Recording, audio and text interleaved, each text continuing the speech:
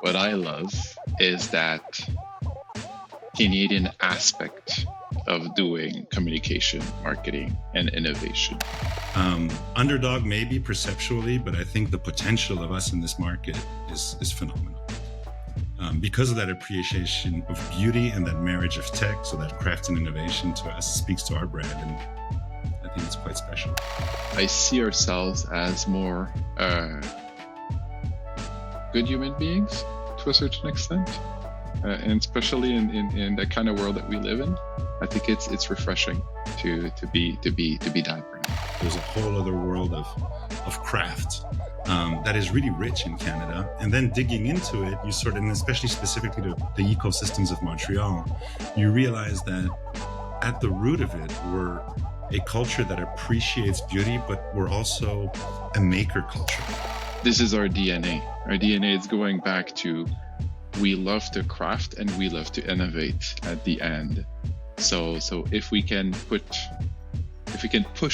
the market doing more and more and more of this, then it's good. It's good for Canada. It's good for all Canadian agencies. And I think it's good for us as well. From a Sid Lee perspective, being across Canada, but also in this market, which is quite unique for that, it's just a world of possibilities with a very fertile playground.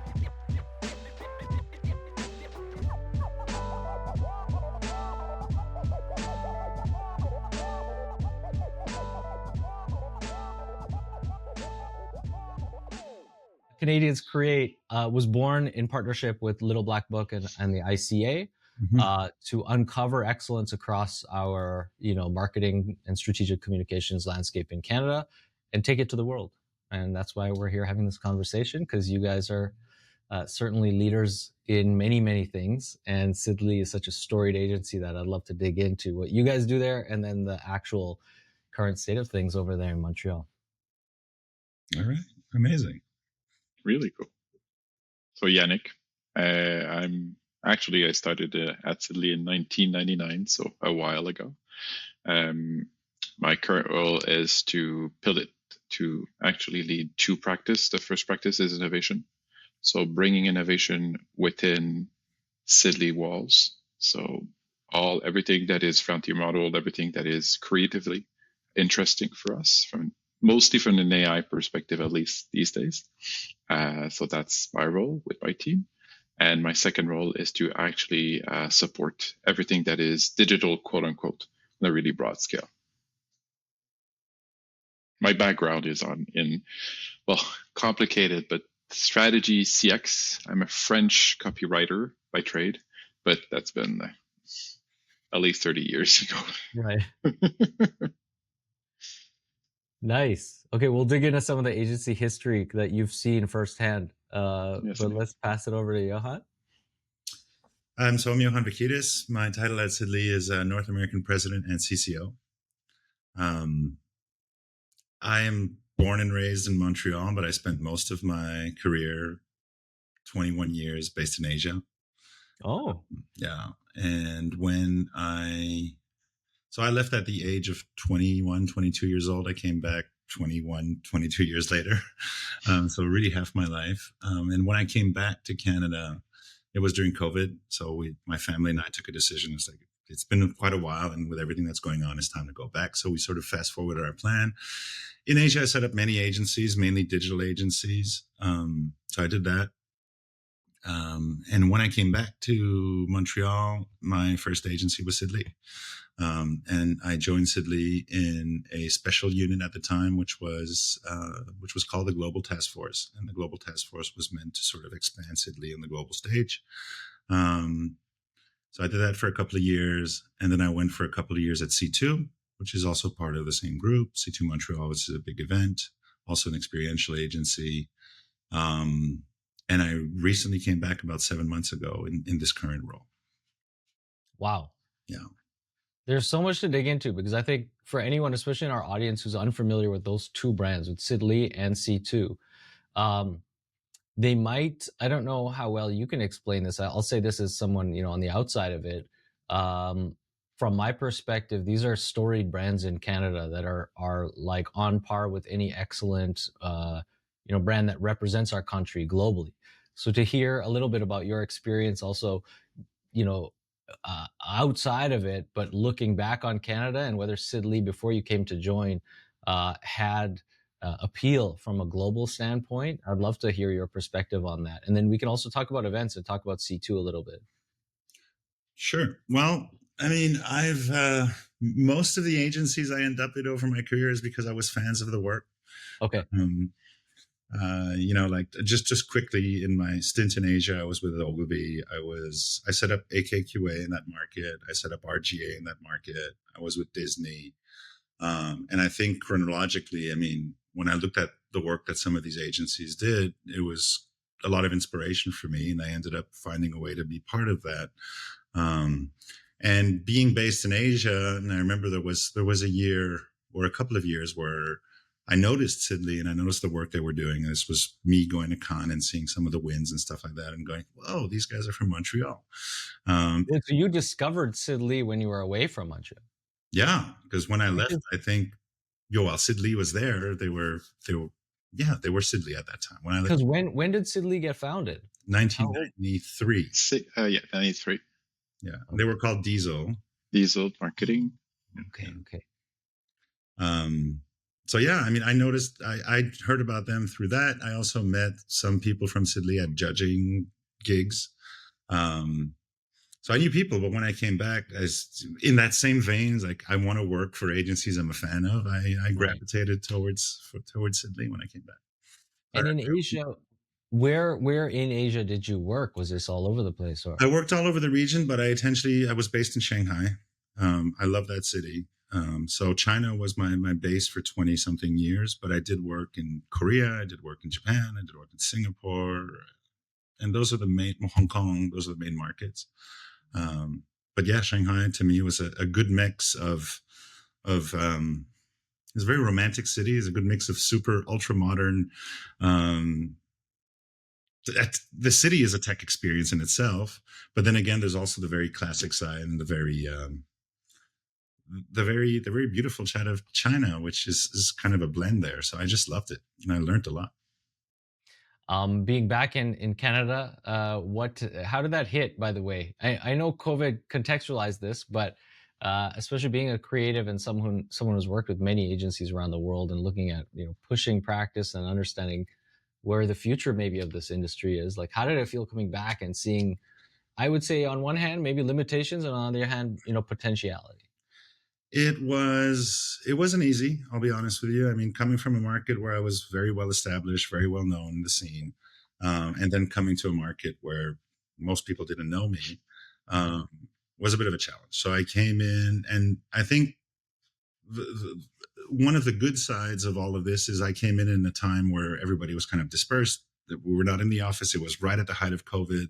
Right. So it allowed me to get into the work, and it was important for me to get into the work on a local level, and local level meaning Canada, and then boiling it down even on a smaller level in terms of Quebec and Montreal. So I had the chance to do that even though I was in the global task force.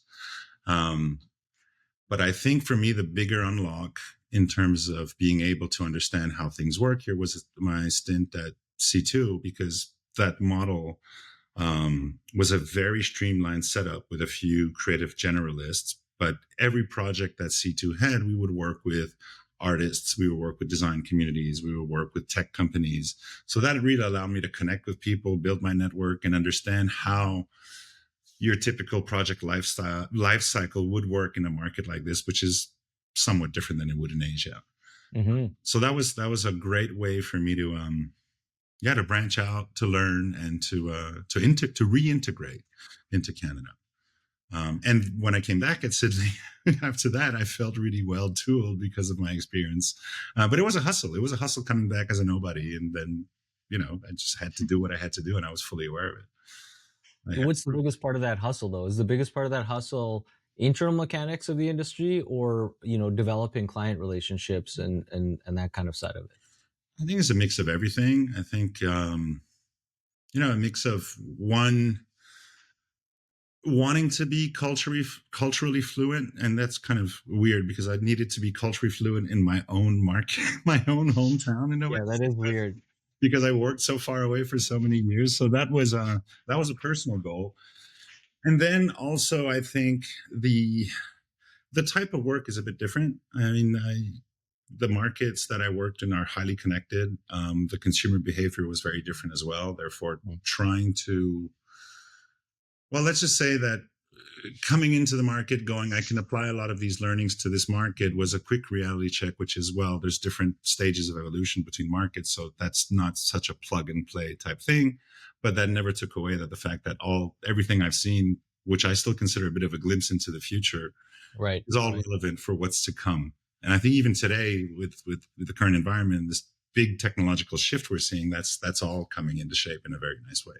Okay, so before coming back to this like current context and what's possible, Yanick, you've been with, you said Sid Lee since 99, right? Yep. Yeah, I started in 1999.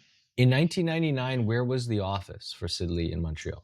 It was on Saint Louis was where I was living. It was on Saint Paul in the old Montreal. Old Port. Yeah, indeed. Yeah. Oh man, and that time, Old Port was like thrilling and exciting. There were little record labels that were in weird law. Super fun. I was actually living just across the street, so one street up. So I was walking to my place up to Sid Lee, like 10 minutes. And the Old Port at that time was also pretty abandoned. Like a lot of those buildings were derelict. I remember DJing and like the cops busted in. I didn't know it was an illegal gig and all this stuff back then in 99, 2000. Yeah. But I'm keen to hear, before we go to the current state, to hear your perspective on also that time, right? Early days for the agency, and a very transformative era for the city that it's based in, for Montreal, especially from my angle on media and tech and the interface of arts and technology, which that city globally is a leader in many ways, I would say.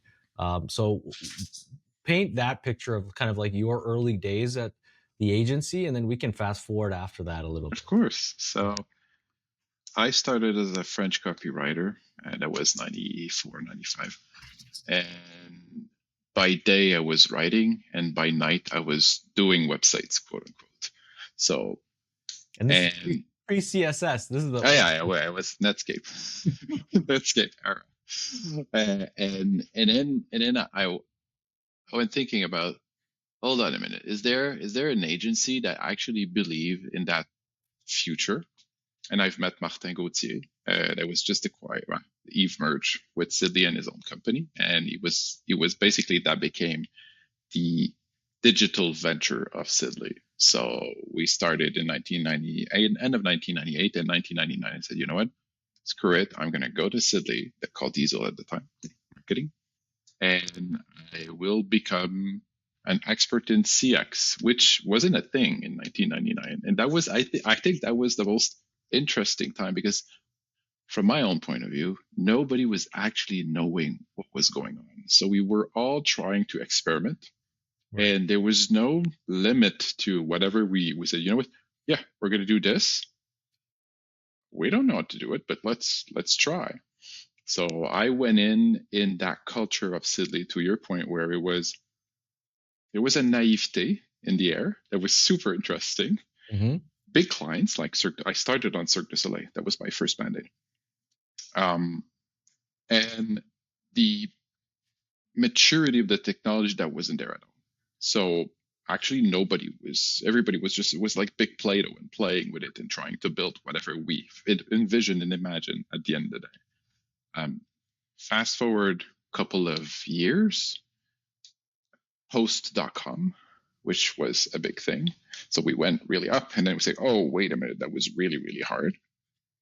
Then we actually restarted with the same naivete, I would say, but a better understanding of what actually changed in society, in marketing, in the consumer.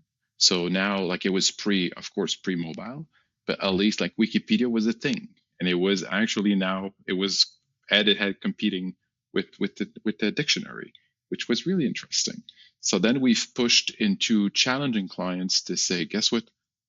World is changing, so it's not just about ad anymore. It is plus, and it is more. And then fast track to today, where we ended up like now we bring AI to the table and say, all right, so I see a lot of reference between the 1999 era and right now. Because when you play with AI, it is not stable. It is most of the time not working. It's going to evolve in the next 3 weeks. But then impossible become possible. And then but you need to bring that naivete to the table, because if not, I don't think, if we're bringing this, no, it's not stable, we're not going to work with that, I think we're going to miss the boat. Yeah, and there's lots of one quick, throwback note. Do you remember a company called Zero Knowledge? Because Zero Knowledge owned, it was weird, but I don't know why, they owned the computer store at McGill. And I used to develop websites for them. And I remember this was an era where in the plateau, you had these crazy cryptographers from like Eastern Europe being flown in and hired every week. And they'd have like leather big jackets and skateboards, and like it was a whole aesthetic, this hacker Eastern Europe kind of vibe, right? Yeah, I remember in 1999 and 2000 era at Sid Lee, Arche Bon Secours, like the first floor was owned by Sid Lee, and it was all developers. So basically, it was all kids like between like 17 and 19 trying to figure out, all right, we need to build that, guys. How do we do that? Right. So it was endless nights and endless weekends of, yeah, why not? Let's go. And seeing like that culture that you mentioned today being all relevant, I think, for exploring, the new tech that's emergent on a daily basis or multiple times a day, as things are evolving, to be able to kind of like understand what it is and then put it into your own matrix for operations architecture or solution architecture. Yeah, it requires this kind of youthful approach and this idea of testing and not being afraid to break things, but also about finding solutions. And I think rather than claiming to know everything, you want to instead say that you're able to learn. Yeah, actually the learning part. One good anecdote is when we worked on MGM Grand, so basically the goal was to, like, all the websites and all the property was exactly the same thing. Like pick a website, it was always, the logo was changing and that was it. And one of the creative director came in and say, you know what, no, we're gonna recreate. Today it would be so easy to do, but at that time in life, recreate. It's going to be a dynamic video. That's going to be a full 48 hours at the MGM Grand. It's going to be full screen, and you're going to be able to handpick, and there's no buffering. Whatever you want to do, you're just going to be able to. Like today, this is Netflix, right? It is not hard. It is hard, but we know how to do it. And we went in, see American companies, Canadian companies, and everybody said, you're crazy, guys. This is impossible. We're not, like, video is going to be like this big in your website. It's going, no, it's going to be full screen and there's no buffering. And it's going to be, are you crazy? No. And we found one really small startup shop based in Montreal, 2 guys. They said, we don't know how to make it happen, but hell, we will try. And then we added up to say, you know what? We're not going to shoot at the MGM Grand. We're going to shoot in Montreal, and we're going to recreate in 3D the full MGM experience. And so, well, why not? And then we found another shop to say, all right, we're going to work end to end. And that was the kind of magic that was happening in that time. Like, we were just having crazy ideas and say, let's make it happen. And it worked. We've launched it. So let's talk about how that culture prepares you for now and some of the experience that you guys have been having. It sounds weird to paint it as a time in history, but like in this AI revolution that's underway, or whatever you want to call it, which in my brain is like, what, a year, 2 years old? And I used to work at IBM, so I know that, like, obviously there's a legacy in looking at kind of like the technology underlying, neural networks and all this stuff. But in this consumer tech evolution and media, I guess, volatility, perhaps we could say, it's such a recent time. How have you created, I should say, let's talk about scaffolding architecture a little bit. At the agency, how have you created both the ability to like research what's new, test it, and then also pair that with client opportunities? Is this something that's systematic, or is it more kind of organic? It was organic at the beginning. So rewind 2 years ago, when myself as well as Jean-François, as someone within my team, we've looked at, I don't know, what was ChatGPT, I don't know, 3.5 or prior. Say, well, this is going to be great. This is interesting. So we went in saying, all right, we're gonna invest an amount of hour of our personal time just to see if anything sticks. Is it interesting for an agency, and is it interesting, to be honest, for us as well, like as human beings, like as entrepreneur mindset. Sure. Then last year in, I don't know, June or July, we went in and we said, all right, we think it's big. Now we need a team. And it went from kind of a having fun to, all right, it's going to be a function within the company. So we started with 3 people. That was dedication. That basically the goal of that team was to innovate or die. So going back to the 1999 is to say, we're going to test everything that is frontier model, everything that is out. We're going to do it like a real startup. So we're going to meet every day. We're going to rehash every Friday, and we're going to deliver every 2 weeks. And we won't stick around with the technology. If that technology, there's something new coming in a week and a half, now we're going to restart. So we need to productize really, really fast. Fast track today, January of this year, we went in saying, all right, technology can do so much. We're in a creative environment and strategic environment. So whatever tech I'm putting in front of a creative, if it's unusable, if it's not understand, if it's even counterintuitive from a creative standpoint or an ethical standpoint, then it's not going to work. So we went in saying, all right, we're going to train, we're going to handpick some that we know are mature. Image is a good example. That was mature already, like in Jan and February of this year. We're going to train. So it's going to be dedicated training by my team to the internal folks. And then we're going to support and then integrate within production. So we did that with life cycles for basically everything from on chatbot, image solution, video solution, so on and so forth. And then we went in starting in March of this year saying, all right, there's no, to your point, it's weird because it's only been 2 years. But it feels like 20. But it feels like, yeah. So we said, all right, now we're gonna specialize the team. So we're gonna have a third of the team that's gonna be basically the interface or the representation of any creative, so that we have that sensibility, because the aesthetic and the understanding of it could be technically amazing, but it might not be interesting for a creative. Then another third of the team is going to be doing all the pipes behind the scenes. So these days we're agent. So how do we approach agentic so that we're not going to rinse and repeat and change the tech, or at least every single layer of the tech every single 2 months, because that's going to be counterproductive. Yeah. And then the rest of the team is going to be on the project side and on the client side. So going, like a good example, I was yesterday at Sobeys to do a training that was a 101 and 201 of what is the current state of AI currently, like today in October, because the minute that our client fully understand what's possible and what's not in the intricacy, then we become better partner. Like, because they know what's possible and they know also how to utilize technology. So briefs are better. Everything actually is better in both ways. So this is the current state. The hard part, to your point, is we are at the infancy, but it's going too fast. So the aspect that I think is in front of us is to kind of pick our poison to a certain extent and said, all right, we're going to stick around for an amount of months. I don't think it's going to be years, until there is consolidation and that we have like 1, 2, or 3 big vendors, and then it's going to be easier.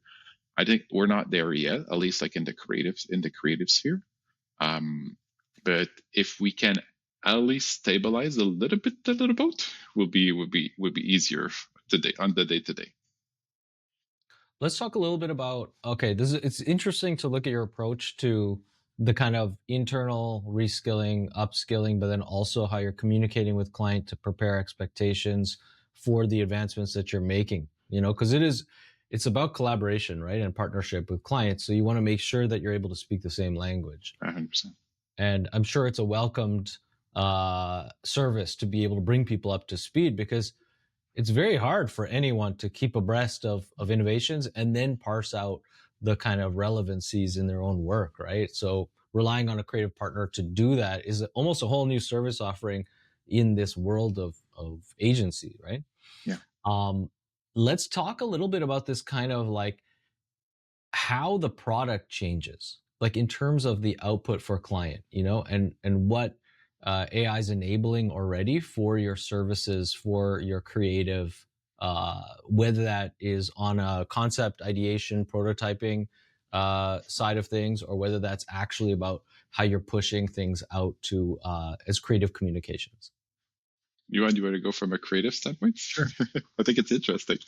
I think there's a lot in that question. And I think the client loop to this equation is not possible without the internal loop, right? And in the internal loop, I think the first and quite important tenet to all of this is, what do we do with these new set of tools, right? How do we consider it? What's our point of view on it? Where do we want to go? And there's a bunch of different places that we could go, right? We can go into a game that's purely volume. We can go into an output that's quite generic and common, because potentially a lot of these tools would generate, especially in video, something fairly similar. I think for us, the filter is given what the type of work that we like to do, given, we always consider our work capable of breaking the ordinary. And we've always considered ourselves to be at the intersection of craft and innovation. That's kind of the recipe for everything that we've done. It's been articulated in many ways over the decades, but essentially that's what it is, right? Yeah. So I think the first point for us from a creative standpoint is to establish, well, what can AI really do for us, right? And I think there's been a bit of an evolution in the thinking. But one of the first sort of conclusions was, potentially we can create by liberation, right? If you're looking at maybe as you're using the tools, especially from a thinking standpoint, we're fully aware of the role of the human, the role of the machine. We value the role of the human. We see the machine as a co-creator, but potentially we're starting, instead of starting at the bottom and elevating, we're starting at base camp 1 or 2. That's kind of the first tenet to it. And then it became more and more clear to us that there are possibilities of collaborating with the machine with a desired output of things that would not have been possible with the technology. And I think that's the space that is quite exciting for us. Mm. And the work that we've been coming out, or we're more proud of, is that type of work that goes, hey, if it wasn't for this tech, would this really be possible? So really challenging that in an effort of continuing to break the ordinary through the work. But that needs to be established internally in order to be able to tell clients that as well, right? Because you have clients that are very curious about what's going on. This is a technological revolution, shift, whatever you want to call it. But arrows come in many different ways, and we need to sort of catch them and throw them back into that space where we want to be. Right. So I think to me that was a big unlock internal, which allows us to be better at our offering that is external, right? That's one part of the issue. I'm curious though about this kind of idea also about conceiving of new, like that could be conceptually, of course. That's like idea of like how you think different, and how tools can enable new ways of conceiving of creative solutions. But then there's also this idea of kind of platform, and you could talk to a lot of people in advertising. They're going to tell you digital, buy ad space. You could buy different, you could prompt people based on different contexts that you, as metadata increases, that you can find, and place things in people's lives at the right time, sort of thing. But then there's also this question of inspiration and how creative placed, even with commercial aims, can inspire consumer and can develop brand equity. So I'm wondering where your head's at right now with new formats or platforms or technology for delivering content to people, or at least, and now this is a sneaky little thing here to get us maybe to C2 again, but to create experiences for interaction with brands, and how AI might play a role in all of this. Yanick? Well, I'll go too far. Okay, there's one. I'm gonna speak in metaphor because I'm not able to name the client, but at least I think you're gonna understand I think it's a good expression of what we could do. So going back to, for me, it's the Play-Doh effect, where whatever you can imagine, now you can build. I used to be, like I was head of digital for so many years, and most of the times I remember like a creative was coming to me, it's like, I might have a crazy idea. It's going, yeah, but that's going to be expensive.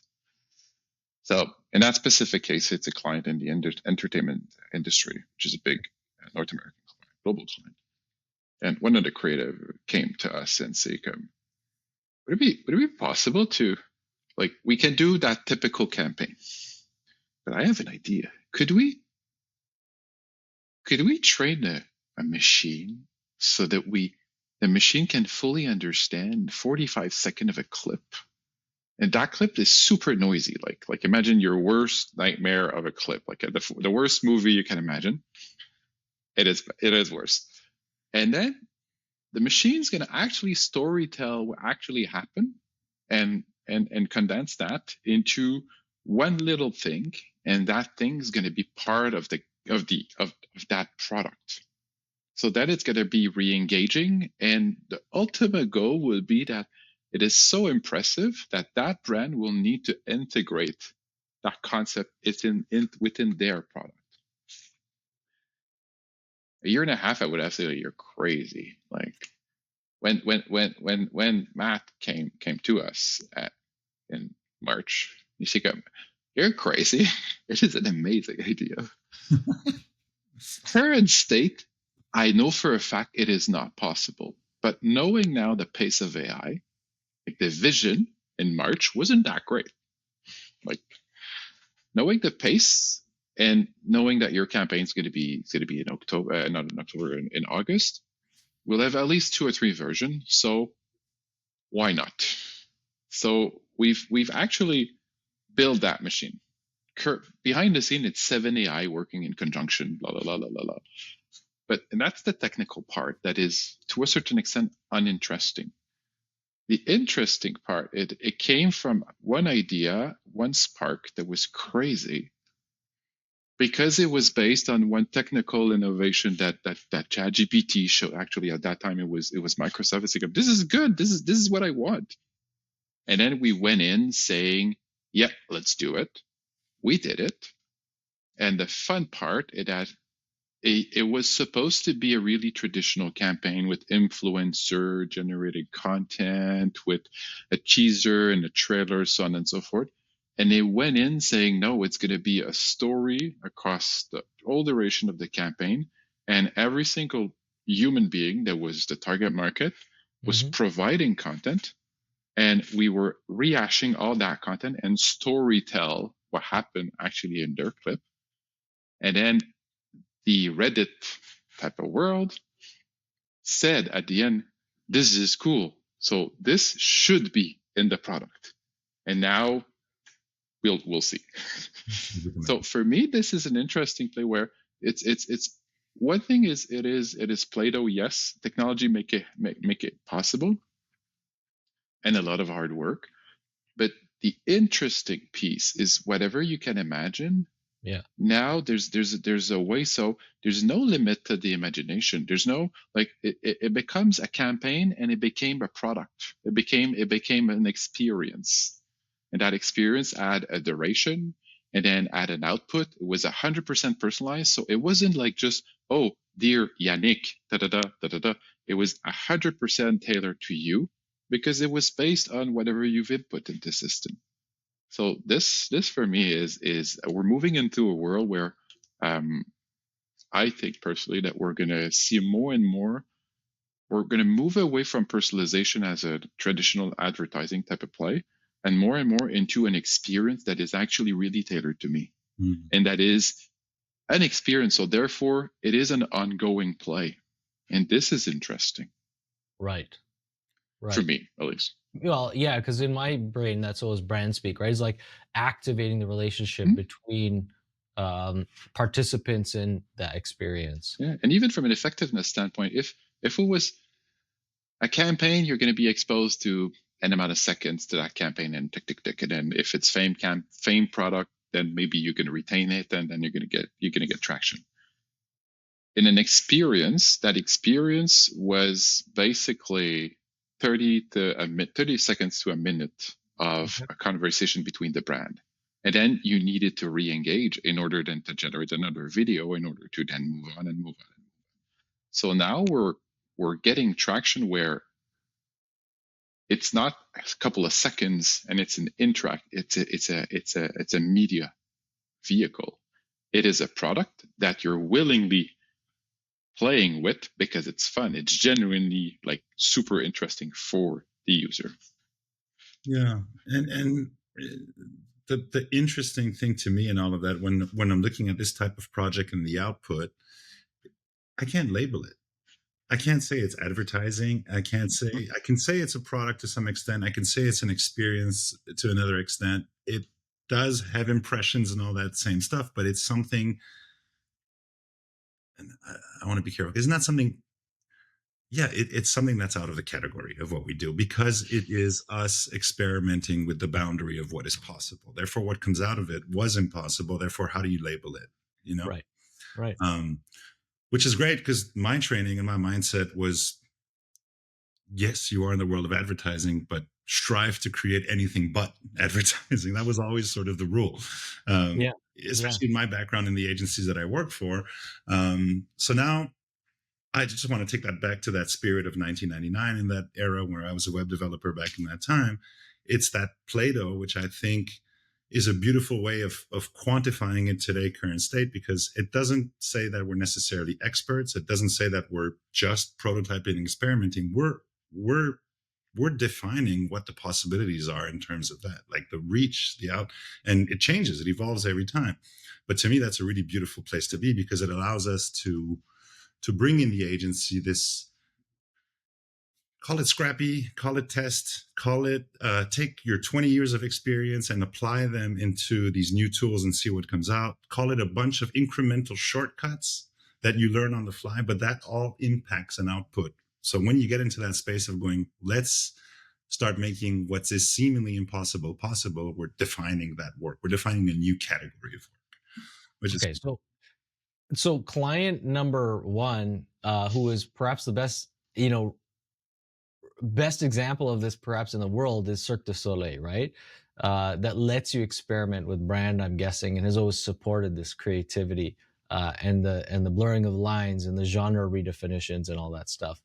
How impactful is that relationship and the experience of it on Sid Lee's approach to attracting new brands as clients, and the way that you're looking for participation, like we were talking about, that participation in learning and experimenting from your clients?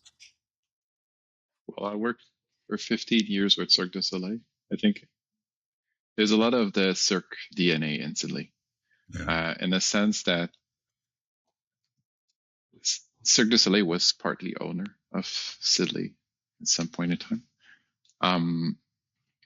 And we've kind of merged into, we were at the end, we were working on shows, we were working on naming, but we were also at least putting our own point of view of was that interesting, was it not? And on the other side, it was exactly the same. Our creative process was in part mimic on the creative process of Cirque du Soleil when you actually build the show. And also in Cirque DNA, there's the trade craft that is super important. The costumes are made in Montreal, and there's when you see a show, like it's a show, but it is important because you see the level of detail of that costume that actually resonate within. The music is always live. So these for me, seeds within Sid Lee actually still resonate a lot today. We're ingrained into, it's going back to Johan's point of, we're not going to do AI slop because it's not going to be interesting. It is not, it's going to be against our own DNA of going into, no, it is a trade. It is a tradecraft, and we need to put a lot of human aspect within that. and the other part, and the last part for me from a Cirque perspective, is it was always never settled for less. Always, like, the bar was so high on everything that we've built with them, because it wasn't for them. It was actually always a partnership between Cirque and Sid Lee. That we were always challenging every single product to say, no, is it worthy of our time? Yes. All right, then let's work harder.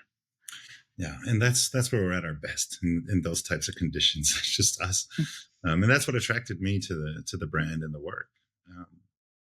Now the challenges today, like in the world we're living in, this sort of overabundance of creativity and possibilities, and all of that needs to be factored, and all that needs to be considered. But then again, I think that there's a bit of a combination of wanting to put that show out there, the work, but then pushing the boundaries a bit and breaking what is the usual mix of stuff, which creates that experience or that product or that brand salience that we strive for with every client. It's an interesting thing because, like you said, like looking at technology today, if AI is going to be one of the synonyms for technology that people could use, it's so enabling of creativity. And I think that this is something that gets misplaced perhaps in common parlance, right? Is that just because there may be some semi-creative output from an automated system that has nothing necessarily to do intrinsically with the output of a team of creative experts who are looking at new tooling. And so to that end, on a final note, is there anything that's a Sid Lee perspective, or otherwise a Yanick and a Johan perspective, on the era that we're in terms of a message to CMOs, a message to brands that are looking at how to relate to AI, and what the relationship their agency should provide them with is to enable that like learning, discovery, and understanding of the useful properties of new technology. Well, I can start. Yeah. AI lowered the bar. It is like, I have 2 daughters at home. It is super easy for them to do a Sora video of themselves, like on a unicorn, blah, blah, blah. It is trivial. Like, it takes 15 seconds and it's done. Yeah. Is it good? Well, from a meme perspective, it might be funny for their friend. But is it a good creative product? No. But Sora, too, is, the API at least, a really powerful platform in order to create amazing creative product. And I think that's the biggest pitfall. It's not because the consumer version of a product is now super easy to do that we're going to say, all right, this is it. Now, 10 minutes, we have the TV spot, right? It is. For me, it's to first dream bigger. Second, it's going back to your initial point of effectiveness. A really bad ad is a really bad ad, period. There's no such thing as, yes, but it was cheap. Yes, but it's not going to work. And that's science. That's been proven over time. IPA, so on and so forth. So I think is super interesting. I think that's, for me, the core message to CMOs these days is to see, now that we have that level of plasticity, let's dream big in order then to create these experiences that are going to be completely undreamable like 2 years ago, and put the effort from a creative standpoint so that it's going to be put more beauty in the world and put more effectiveness aspect for your brand. So more stickiness, more salience, and so on and so forth. Yeah. And I think, to me, like current state today, like in the objective of creating a beautiful ad, something that really speaks, that really resonates, the sum of all parts, even with all these tools, is not necessarily a shortcut. I think it's a bit of a sweat to use the tech to push the limits further and that's to me where you cross that line from sort of the mass and the stuff and a lot of potential very common things that would come out to Right. like really, really elevating it to a space which is, the technology really opens doors, unlocks, makes you see things, makes the hidden visible. And I think that as a message is you can do something really different with through your work for your brand if you're willing to do it. And if you're willing to do it, we're willing to go on that challenge, and let's all play together to go there, you know?